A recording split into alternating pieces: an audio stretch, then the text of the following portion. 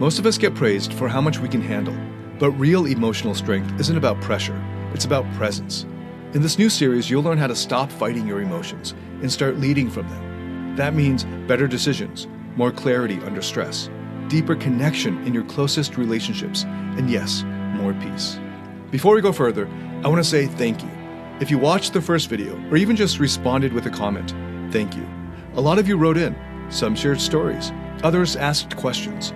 Many of you admitted the way you've been taught to be strong doesn't feel right anymore. In that first video, I walked through what most men call strength and why it's often just fear in disguise. Over the past 2 decades, I've helped more than 200,000 people in over 87 countries create real success, not just in their careers, but in how they live.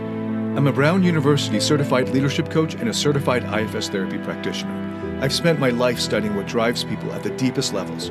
What I found is that most achievers never learned what to do with their pain until now. Let me tell you about one of my clients. We'll call him Marcus. Marcus was 36 when he came to me. Works in tech, smart, driven, calm under pressure. He's the guy people go to when things get chaotic. He knows how to solve problems fast. But his personal life, that was a whole other story. He wasn't dating anyone seriously. He tried, but something always got in the way. It never felt real or close. And when things started to get emotional, he pulled back. He didn't raise his voice. He didn't blow up. He didn't get angry. He just froze, or checked out, or quietly disappeared. Marcus thought that was normal. He thought he just hadn't met the right person yet. But the truth is, Marcus never learned how to stay open when he felt exposed. And when he finally did, everything in his life got much clearer. Here's what I helped Marcus understand. Most men were taught to shut down emotions. Not directly, like no one said it out loud, but the message was always there. Like, don't cry, don't complain, don't talk about fear, control it, or hide it. And for high performers, this gets reinforced everywhere. In business, you get praised for being steady. In dating, you get told to be a rock. But what happens when the woman sitting across from you doesn't just want a rock? She wants to feel you, and you've trained yourself not to feel anything. The truth is, you can't connect while wearing armor. You can't grow if you refuse to feel. And you can't lead yourself or anyone else if you won't stay open. That's where real emotional strength begins. So here's one thing you can start doing today.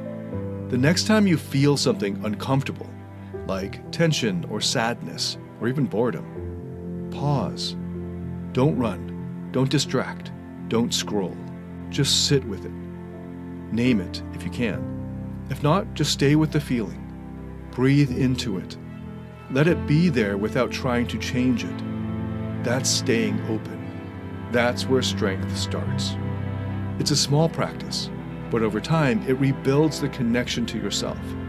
And that connection becomes a foundation in your relationships, in your work, in the way you lead your life. This is the kind of training we're exploring in this series. Not just learning how to feel, but how to stay open, grounded, and clear, even when things get hard. We're not here to teach you how to talk about your feelings. We're here to help you lead from them. And when you do that, you stop getting stuck in the same cycles. You stop pushing people away. You stop running from the parts of yourself that you've been avoiding for years. The next video will show you how to pull all of this together into something you can build on. For now, try that one practice. Next time something rises in your body, just stay. That's the moment you begin building real emotional strength. Now, if you're hearing all this and thinking, yeah, but I don't want to open up and lose control, or if I let my guard down, I'll just end up hurt, then you're not alone. Almost everyone I work with says something like that. It's not weakness, it's training. You were taught to keep it together, to stay sharp, to never show what's going on underneath, and that probably worked for a while, helped you get through school, helped you get the job, helped you avoid embarrassment. But here's what they don't tell you. The more you tighten the grip, the more you lose access to your edge. Not your sharpness, not your drive, but the deeper power. The clarity under pressure, the presence that people feel when you walk into a room, the ability to connect, not just with others, but with yourself. Here's another common one. This emotional stuff, it just feels soft. But here's the truth. There's nothing soft about staying open when everything in you wants to run. There's nothing soft about sitting with grief or fear or shame and not flinching. That's not weakness. That's strength that most people never touch. And the last one I hear all the time is, won't this take me off track? I don't got time for this. But what's it costing you not to do? How much energy goes into holding it in? How many hours do you spend stuck in your head overthinking the same thing?